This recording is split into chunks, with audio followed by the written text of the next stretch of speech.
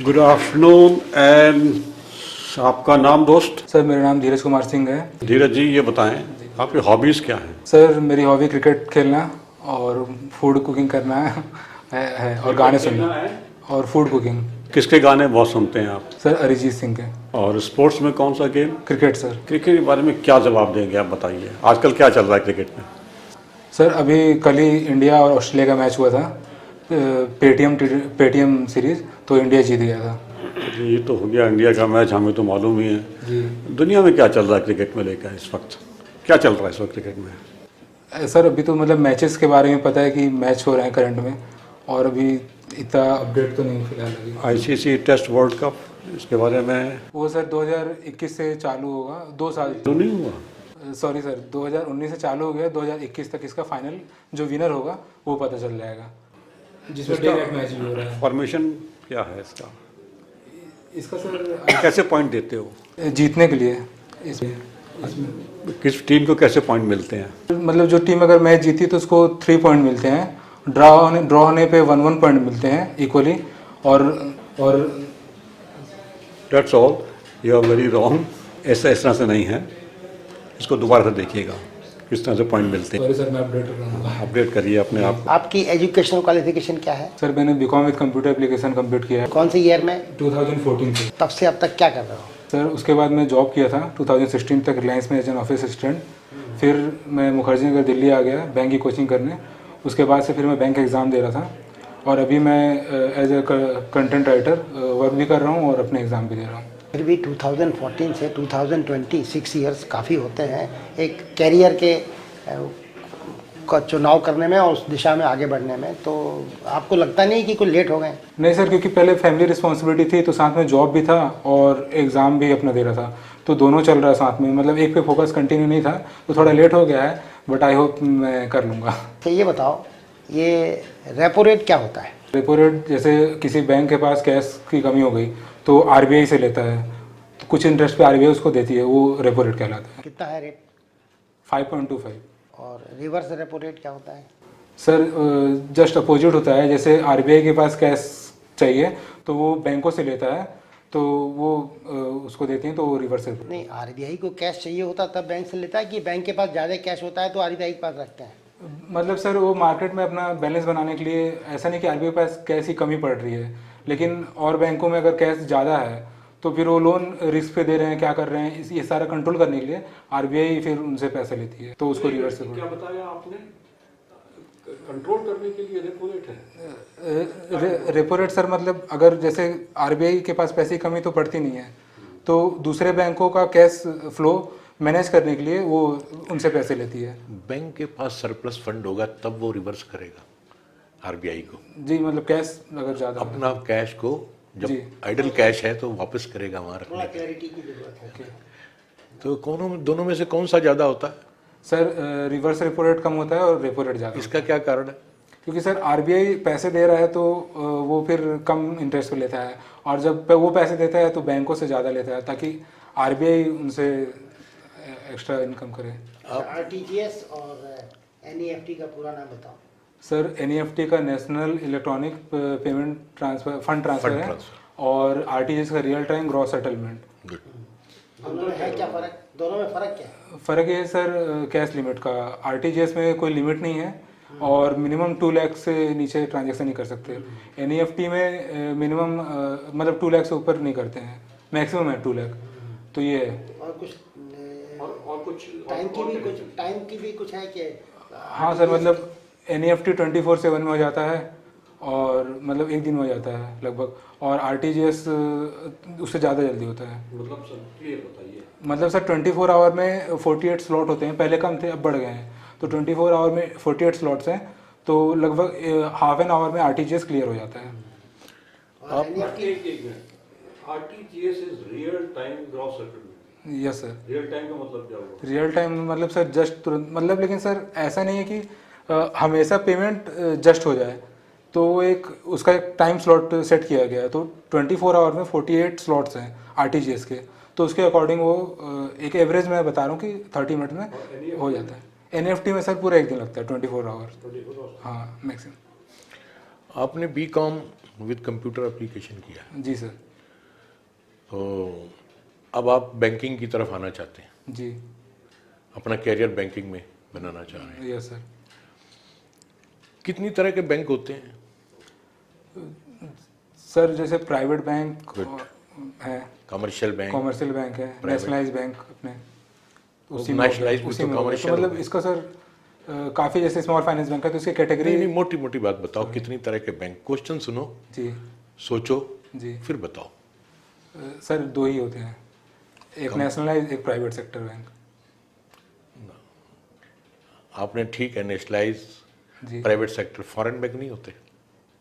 Sir वो भी as private ही करेंगे क्योंकि वो गवर्नमेंट नहीं, तो है। कैटेगराइजेशन तो फॉरेन बैंक का किया गया। अगर कोई बाहर की बैंक कंट्री की अगर बैंक ब्रांच होती इंडिया में ब्रांच खोली जाती है तो Correct, उसको प्राइवेट नहीं बोलते, नहीं, उसको क्या बोलेंगे? Foreign bank. Foreign bank. और भी होती है?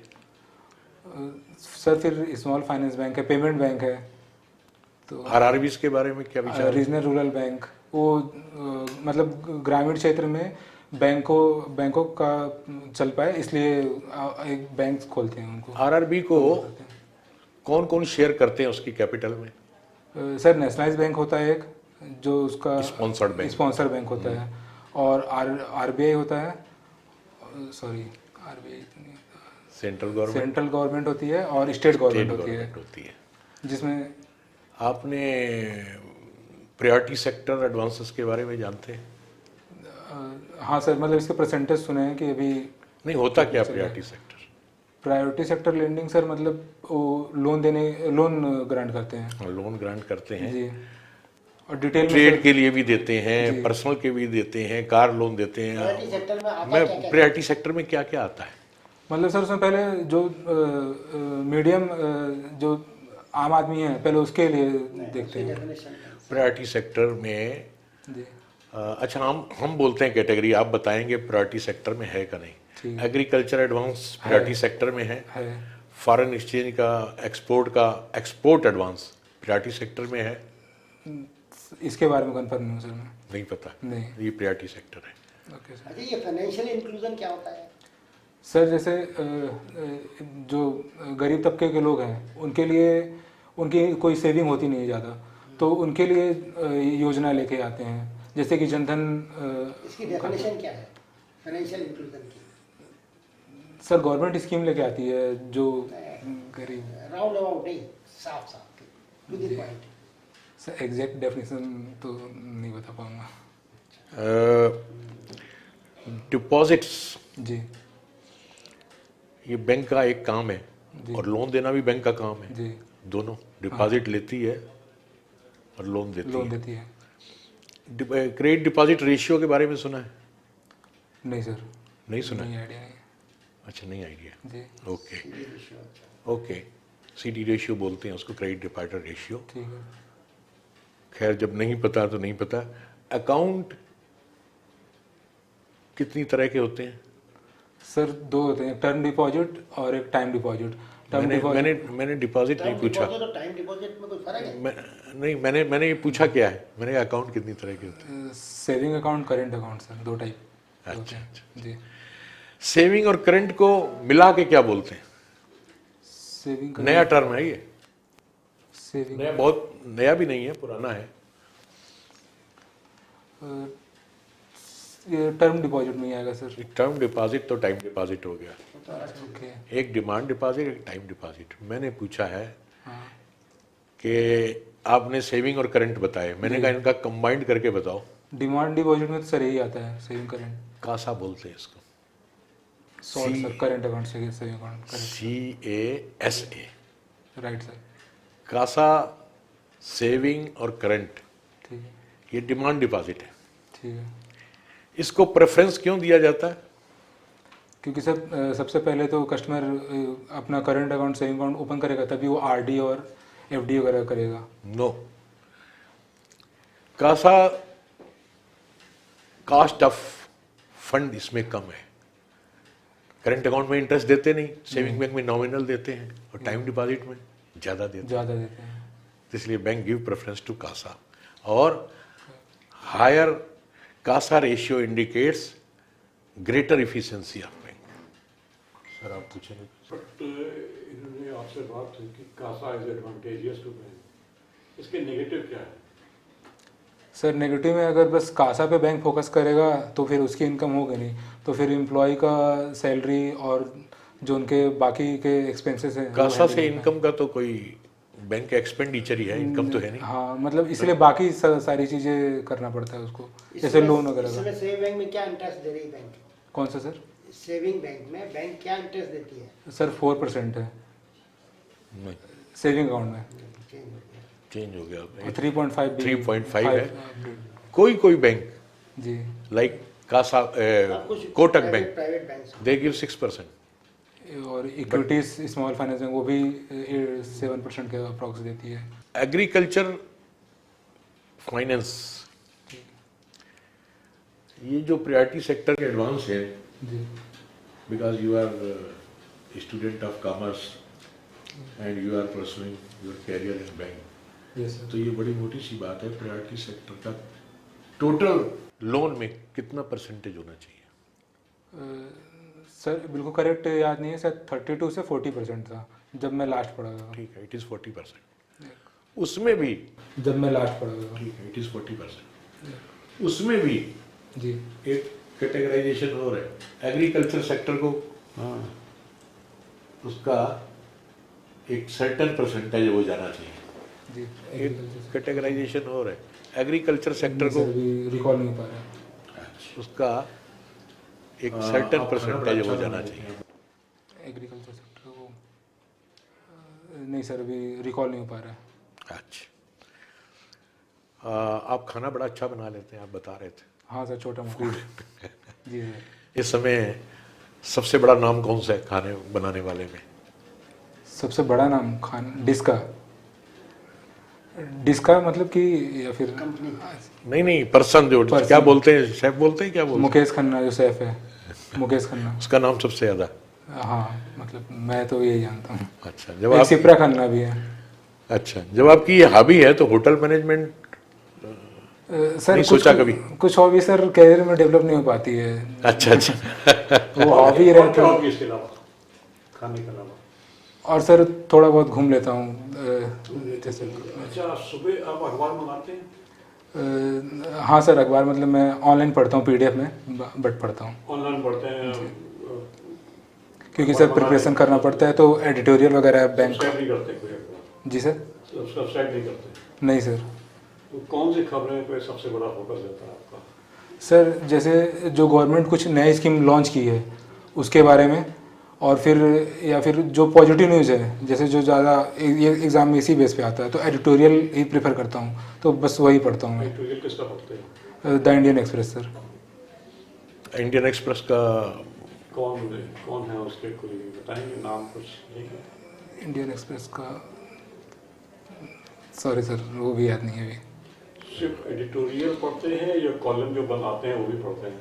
नहीं और कुछ सर कॉलम लिखते हैं? ओनली एडिटोरियल, बस एडिटोरियल पढ़ता हूँ। और कुछ नहीं? नहीं। Have you heard about IBA? हाँ सर क्या है ये? इंडियन बैंक एसोसिएशन है। क्या जो- करती है ये? जैसे सर अगर बैंक के एम्प्लॉई हैं उनका कुछ डिस्ट्रीब्यूट होता है सैलरी को लेके, छुट्टियों को लेके, ये सारी चीज़ सेटल करती हैं वो। मतलब उनकी veg revision final? Veg revision final करने का अभी जैसे चल ही रहा था उनका वेज का, तो वो सारा सेटलमेंट हो रहा था। तो तो इस समय इस प्रॉब्लम की क्या पोजीशन है? क्या जो बैंक के एम्प्लॉइज़ का जी जो वेज रिवीजन है पिछला ख़त्म हो गया था, अगला होना है, तो सर 2017 से उनका चल रहा है इस पे, तो meeting day by day postpone ही हो रही है, अभी कंटिन्यू कुछ अपडेट है नहीं उसका। ठीक, ओके यस सर। ओके, अभी हुआ नहीं है। नहीं बैंक एम्प्लॉइज है given A call for strike, अभी तक फाइनल नहीं हुआ।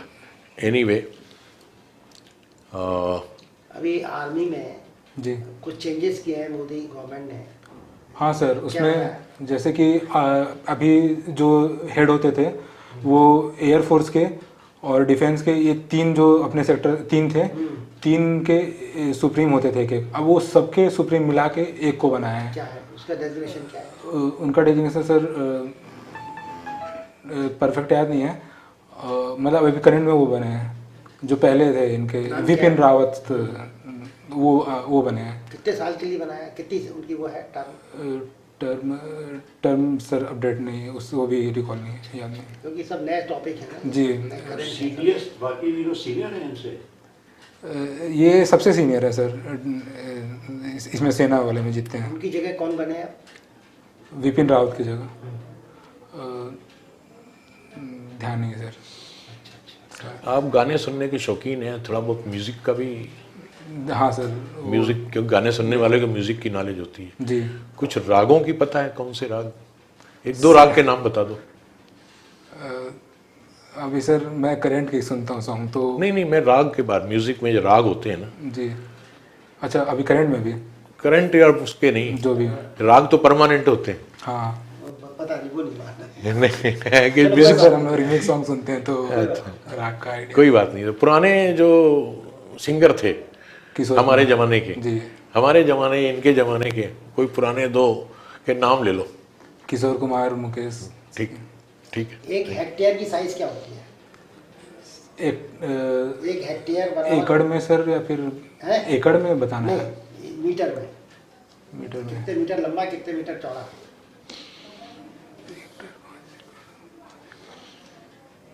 मीटर में सर नहीं बता पाऊंगा। नीति आयोग का नाम सुना है? हाँ सर। नीति आयोग क्या है?